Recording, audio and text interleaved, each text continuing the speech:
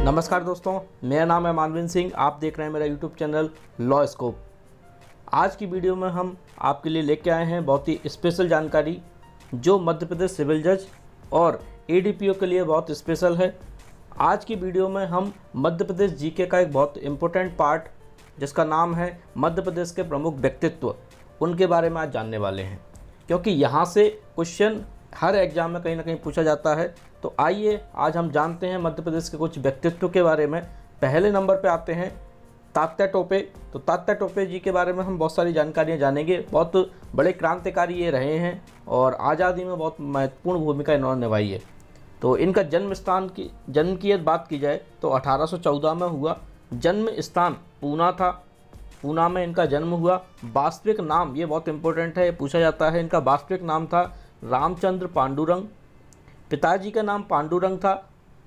और ये ना जो फांसी दी गई, बहुत इंपॉर्टेंट क्वेश्चन है, मध्य प्रदेश सिविल जज में लास्ट 2019 के एग्जाम में पूछा भी गया था कि तात्या टोपे साहब को फांसी कहाँ दी गई। तो फांसी शिवपुरी मध्य प्रदेश में इनको दी गई। और इनके योगदान की बात की है तो 1857 की जो क्रांति थी, उस क्रांति में बहुत ही महत्वपूर्ण योगदान इनका रहा। तो तात्या टोपे बहुत चर्चित व्यक्तित्व हैं और मध्य प्रदेश के एग्जाम के लिए बहुत इम्पोर्टेंट हैं। इसके बाद दूसरे नंबर पर हम जानेंगे रानी अवंतीबाई के बारे में।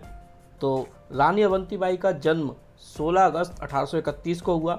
इनका जन्म स्थान आपको बहुत अच्छे से याद रखना है, मनकेड़ी गांव सिवनी में, जो मध्य प्रदेश के अंदर सिवनी में आता है, वहां पर हुआ। इनके दो संतानें थीं इनके, उनके नाम थे अमान सिंह और शेर सिंह। पिता का नाम जुझारू सिंह लोधी था। और सबसे इम्पोर्टेंट चीज़ जो आती है, इनका विवाह 17 साल की उम्र में रामगढ़ के राजा लक्ष्मण सिंह के पुत्र विक्रमादित्य सिंह से हुआ था। तो ये क्वेश्चन पूछा जाता है कि इनका विवाह किसके साथ हुआ। तो इनका विवाह विक्रमादित्य सिंह के साथ हुआ था, जो कि राजा लक्ष्मण सिंह के पुत्र थे।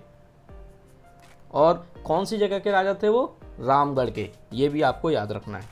इसके बाद तीसरे नंबर पर हमारा व्यक्तित्व आता है बहुत ही फेमस, जिनका नाम है रानी लक्ष्मीबाई।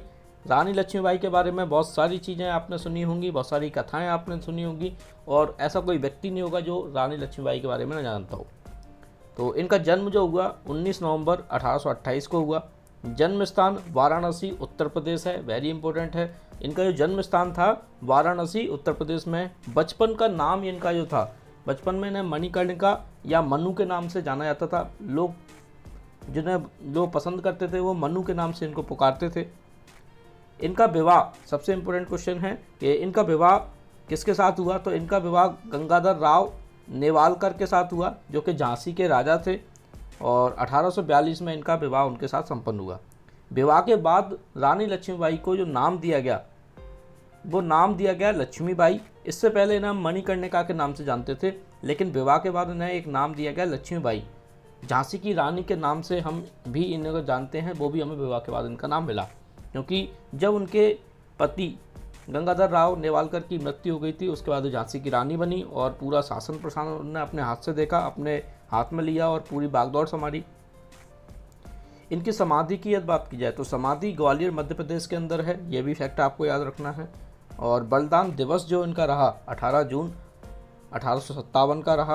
और ये किताब आपने पढ़ी होगी झांसी की रानी, या एक कविता आपने पढ़ी होगी झांसी की रानी, तो वो किसने लिखी थी, ये क्वेश्चन भी आपसे पूछा जा सकता है। तो वो लिखी थी सुभद्रा कुमारी चौहान ने। इसके बाद नेक्स्ट व्यक्तित्व आते हैं, इनसे ऐसा कोई व्यक्ति नहीं होगा परिचित ना हो, शहीद चंद्रशेखर आज़ाद। शहीद चंद्रशेखर आज़ाद का जन्म 23 जुलाई 1906 को हुआ।